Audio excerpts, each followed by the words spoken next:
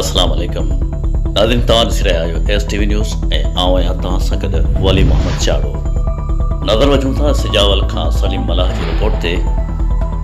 Pakistan peoples party ज़िले सिजावल पारां पूरे सिंध जी ज़िले सिजावल में बि वधंदड़ महांगाई, बिजली गैस जी लोड शेडिंग, NFC अवार्ड में सिंध खे नज़रअंदाज करण समेत वफ़ाक़ पारां 16,000 मुलाज़िमनि खे बरतरफ़ करे बेरोज़गार करण ख़िलाफ़ सिजावल में पार्टी ऑफिस खां रैली कढी एहतिजाजी मुज़ाहिरो कयो वियो, जंहिंमें PPP सिंध जे सदर निसार अहमद खोड़ो, PP सिजावल जे अॻवाननि ऐं कारकुननि वॾी अंग में शिरकत कई। एहतिजाजी मैरे खे PP सिंध जे सदर निसार अहमद खोड़ो ख़िताब कंदे चयो त वफ़ाक़ सिंध सां माटेली माओ वारो रवैयो इख्तियार करे सिंध जे वसीलनि ते क़ाबिज़ थी सिंध खे पंहिंजे हिसे जो पाणी बि नथो ॾिए।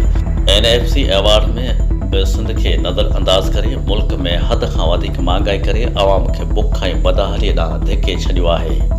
उन्हनि चयो त वफ़ाक़ पारां 16,000 मुलाज़िमनि खे बरतरफ़ करे संदन ख़ानदान खे फाका कशी ते मजबूर करे छॾियो आहे। उन्हनि चयो त बिजली ऐं गैस जी लोड शेडिंग करे आवाम खे सख़्तु परेशान कयो पियो वञे, जेको अमल हरगिज़ बर्दाश्त न कयो वेंदो।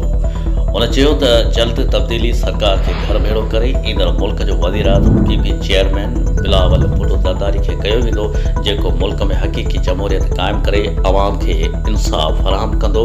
उन मौक़े ते PP ज़िले सदर मोहम्मद अली मलकानी, MNA अयाज़ शाह शेराज़ी, MP हीर सुबो, फिरदौस अज़ीज़ मीर बहर ऐं ॿियनि पिणु ख़िताब कयो।